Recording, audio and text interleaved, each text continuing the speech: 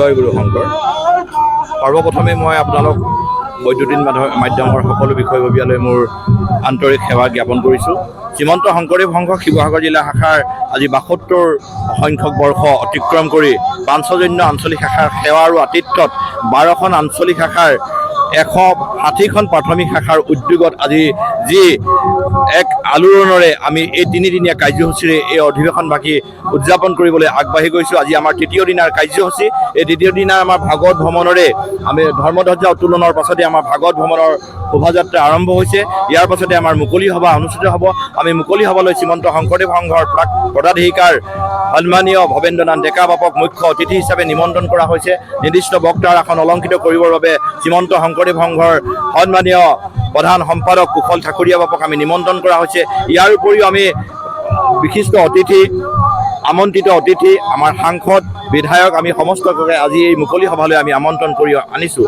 ইয়াৰ উপৰিও আমি এই ৭২ বৰ্ষ অতিক্ৰম কৰাৰ লগে লগে শ্ৰীমন্ত শংকৰদেৱ সংঘ শিৱসাগৰ জিলা শাখাই এক নতুন প্ৰজন্মক আগুৱাই আনিবৰ বাবে যি প্ৰচেষ্টা অব্যাহত ৰাখিছে, এই ক্ষেত্ৰত আমাৰ সেৱা বাহিনীক আমি ঘাইকৈ এক সাংগঠনিক ভেটি আমি সুদৃঢ় কৰাৰ মানস কৰিছোঁ। কাৰণ ইয়াতে আমি আমাৰ হৈ যোৱা প্ৰতিনিধি সভাত আমি কিছুমান অংগীকাৰ কৰি লৈছোঁ যে আমি এই শিৱসাগৰ জিলাৰ যিটো ইতিহাস, এই ৬০০ বছৰীয়া আহোম ৰাজত্বৰ এই ইতিহাস আমি আকৌ শ্ৰীমন্ত শংকৰদেৱ সংঘৰ পাতনিত আমি নতুনকৈ সংযোজন কৰি শিৱসাগৰ জিলা শাখাই আজি বিশ্ববাসীৰ বুকুত আমি এই শ্ৰীমন্ত শংকৰদেৱ গুৰুজনাৰ আদৰ্শসমূহ প্ৰতিভাত কৰিবৰ বাবে আপ্ৰাণ প্ৰচেষ্টা অব্যাহত ৰাখিম বুলি আপোনালোকৰ আগত আমি শ্ৰীমন্ত শংকৰদেৱ সংঘৰ একমাত্ৰ আমাৰ চালিকা শক্তি হ'ল এই যুৱ প্ৰজন্ম।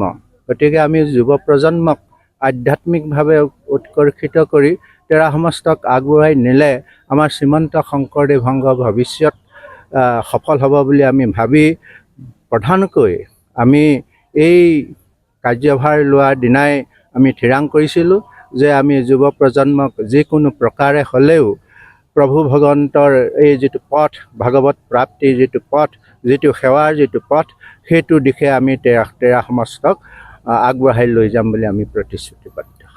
জয় গুৰু।